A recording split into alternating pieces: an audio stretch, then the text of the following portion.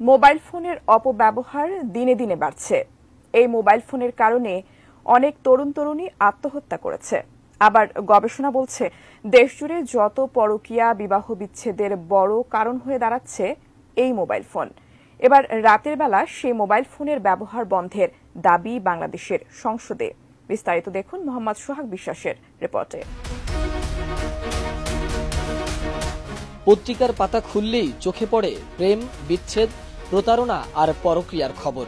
এর নেপথ্যে রয়েছে মোবাইল ফোন। এই মোবাইল ফোনের কারণে শুধু মানুষই নয়, ক্ষতি হচ্ছে প্রাণীকুলেরও।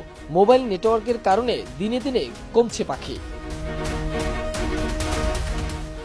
এবার রাতে মোবাইল ফোনের ব্যবহার বন্ধের দাবি উঠেছে খোদ সংসদে। মোবাইল ফোনের অপব্যবহার রোধে এর ব্যবহার সীমিত করার দাবি জানিয়েছেন কুমিল্লা ৭ আসনের সংসদ সদস্য ডাক্তার প্রাণগোপাল দত্ত।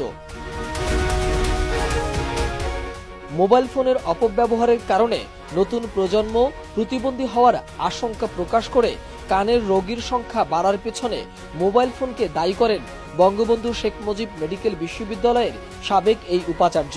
শনিবার জাতীয় সংসদে ২০২৪ ও ২৫ অর্থবছরে প্রস্তাবিত বাজেটের আলোচনায় অংশ নিয়ে এসব কথা বলেন তিনি।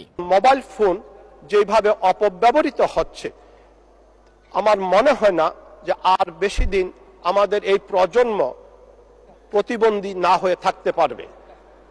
বিল গেটস সাহেব নিজে বলেছেন ৩১ অক্টোবর ২০১৮ সালে উনি ওনার সন্তানকে ১৬ বছরের আগে মোবাইল টাচ করতে দেননি। ভীষণ নিয়ে এলো ফুলঝুরি মেগা অফার সিজন 6।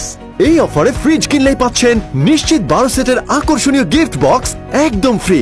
প্রাণগোপাল বলেন, কোনো একটা অ্যাপস তৈরি করে রাত ১০টা থেকে ভোর ৬টা পর্যন্ত প্রত্যন্ত গ্রামীণ অঞ্চলে মোবাইল নেটওয়ার্ক নিষ্ক্রিয় করা যায় কিনা, অথবা সেই মোবাইল টাওয়ার যাতে ফ্রিল্যান্সিং এর মাধ্যমে বিদেশি মুদ্রা অর্জনে বিকল্প পথ ছাড়া অন্যান্য ক্ষেত্রে ব্যবহার না করা হয়, সেক্ষেত্রে আমাদের করণীয় কি রয়েছে।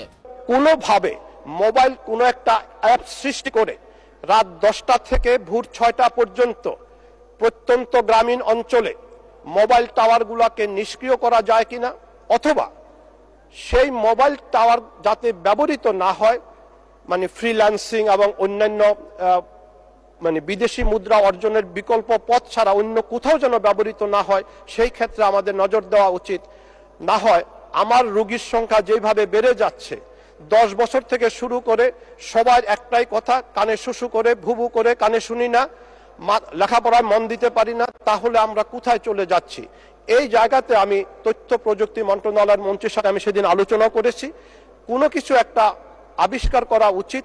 এ সময় দেশের চিকিৎসা সেবা উন্নতির জন্য চিকিৎসকদের বেতন ভাতার পাশাপাশি গবেষণা, আবাসন সহ অন্যান্য সুযোগ সুবিধা বাড়ানোর প্রস্তাব করেন সংসদ সদস্য প্রাণগোপাল দত্ত। মোহাম্মদ সোহাগ।